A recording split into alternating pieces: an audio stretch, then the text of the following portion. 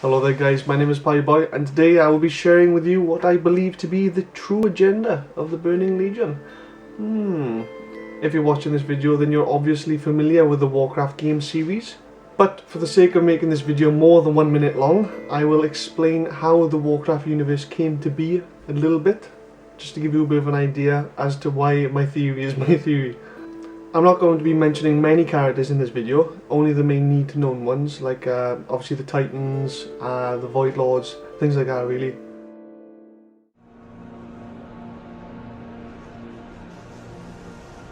In the very beginning of time, before the cosmos, before anything in the physical universe even existed, there were light and void.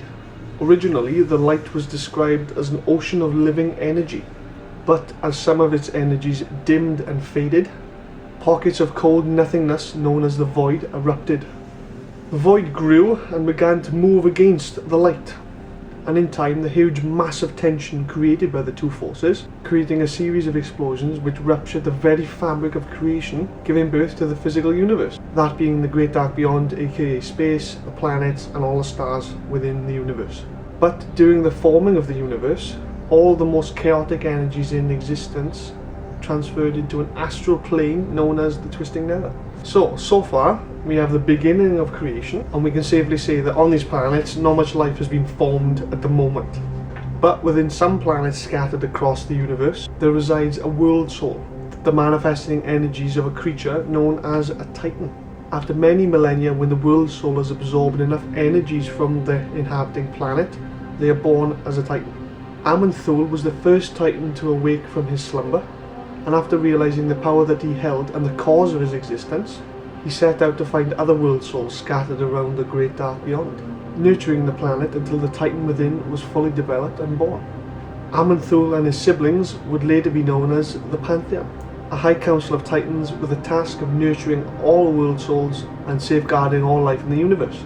Sargeras was originally a member of the Pantheon and was very powerful. During this mission, he became increasingly depressed during the evils he witnessed and encountered on this mission, eventually meeting the Nathrezim, aka Doomlords, a dark race of vampiric demons who conquered a number of populated worlds by possessing their inhabitants and turning them to the shadow. Sargeras defeated and imprisoned the Doomlords very easily, but their corruption affected him very deeply. Unknown time after this point, he came across another special planet which actually contained a world soul. Upon examining the energies of this forming Titan, he found that its slumbering dreams were of corruption. It was at this point he discovered the existence of the old gods, physical manifestations of void created by the unknown Void Lords. He also found the Nathrezim within their ranks, eventually imprisoning them and torturing them for the old gods' plans. With sorrow in his heart at the newfound knowledge that the Void Lords plan on corrupting world souls into dark Titans, the likes of which not even the Pantheon could withstand, Sargeras raised his blade and cut the planet in two, thwarting the Void Lords' plans but killing the Titan within. Upon committing this action, Sargeras fled back to the Pantheon to explain to them his discoveries. The Pantheon appalled at Sargeras' actions, chastising him for killing one of their very own. Sargeras stormed away from the Pantheon in a fit rage, not to be heard from again in many years. By the time his madness had consumed him, he decided at last to undo the work of the Titans throughout the universe. He resolved to form an unstoppable army to set the universe aflame, thus forming the Burning Legion, or so we've been told. My theory of the Burning Legion is Sargeras is in actual fact a good guy. Yes, the fell energies have corrupted him to make him look like a very scary big horned demon guy, and in the eyes of a mortal race living on a planet within the great dark beyond, he would seem like a pretty bad guy, wanting to eradicate all who imposed his will, and to obliterate any world soul with a planet within. But when considering the best interest of the cosmos, he's actually doing existence a favour. From what we know of Sargeras, if the planet you live on doesn't contain a world soul, he will personally descend onto your world, offer vast power, and to unite you and the rest of the cosmos under one great lord, as he did for the Eredar on Argus. But if you're unfortunate to live on a planet with a world soul, like Azeroth, and have a world soul developing under your feet, you're pretty much screwed. When found, the Legion would basically find a way to send troops there, corrupt the world leaders and pretty much kill everyone in their way, mainly to get their powerful demon commanders onto the world and cause even more chaos. But like all the most powerful demons in Warcraft lore, they must first be physically summoned from the Twisting Nether into the world.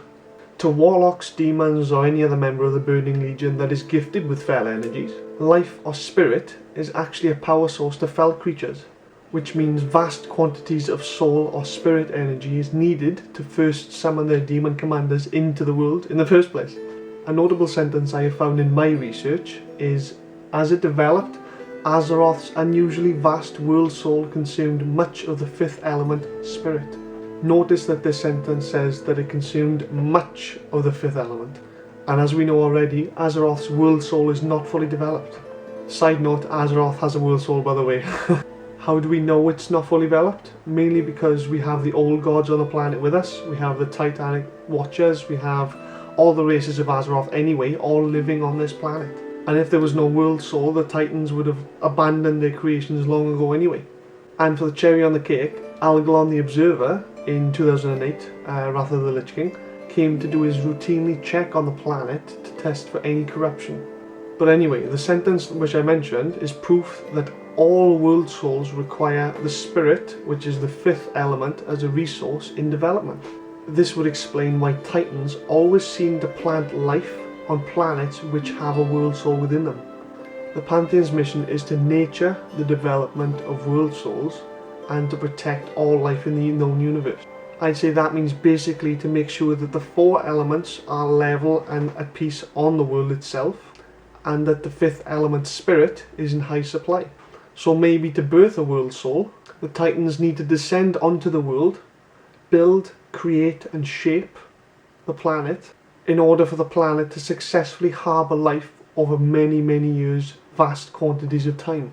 And then they leave, allowing the mortal races which they left to reproduce, to die and to live in their own time, allowing the souls or spirit energy of these races to therefore develop the Titan soul within the planet, thus allowing the Titan to be born in the first place.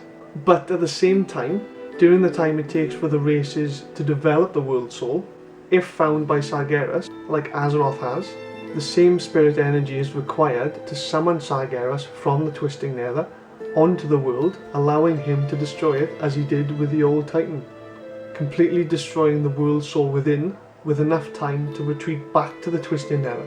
This would explain why, if Sargeras ever goes to a planet without the world soul, he descends as a character of pure light, like he did on the Eredar, and uses them at the forefront of his army to kill the mortal races, draining their spirit energies, preventing the development of this world soul within the planet, and then with enough spirit energy, of course, allowing Sargeras to be summoned into the world, which again allows him to destroy the planet. The only reason Sargeras seems to be distributing his main efforts to Azeroth is because the world soul within Azeroth is considered unusually vast. So maybe Sargeras sees this as a particular threat and would explain why he's been trying to conquer Azeroth for so long. It seems that his endgame goal is to go around other planets, recruit as many people as he can, empower his forces to a point where nothing can oppose him, destroy any encountered world souls on the way to ensure that no world soul gets corrupted by the Void Lords to stop any Dark Titans from appearing, and finally to gain enough resources, troops and power to launch a forefront attack literally into the Twisting Nether, find these Void Lord creatures, kill them and bring eternal peace to the universe, thus eradicating any form of darkness which could possibly reside anywhere within anywhere, and being able to reunite all races from all planets under one supreme lord. If ever he was able to achieve this goal, there would be no possible threat in the universe, ever, and the Great Dark Beyond wouldn't be such a bad place after all. So to conclude, I would say that my personal opinion of Sargeras is he's not actually that much of a bad guy after all. In the eyes of a being which lives on a planet, like a mortal race for example, he would seem like a pretty bad guy, obviously, because he's trying to destroy any creature that lives on a world soul, regardless of if they want to join him or not. But in the eyes of a unfathomable creature which could live forever with no doubts, remorse as Algalon the Observer says. I have seen worlds bathed in the Maker's flames, their denizens fading without so much as a whimper. Entire planetary systems born and raised in the time that it takes your mortal hearts to beat once. Yet all throughout, my own heart devoid of emotion, of empathy. If you were such a creature, then maybe it would be a good thing to do for the well-being of the entire universe, not just the creatures on one planet, as they've destroyed countless others immeasurable times. So good on you, Sargeras. Your ambitions are high, buddy, but light and dark must coexist, for there cannot be one without the other. But as I am a fellow race upon Azeroth like yourself, I would take pleasure in downing this raid boss if ever he was to be one anyway. Looting his corpse for some sweet transmog gear and maybe a mythic mount. But anyway guys, I hope this video has been insightful, opened your eyes to the possibilities and progression of WoW lore, or maybe just made you a bigger fan than you were already. But either way, I'm happy if you're happy. But anyway guys, it has been a pleasure, all the best, and I will see you all very soon.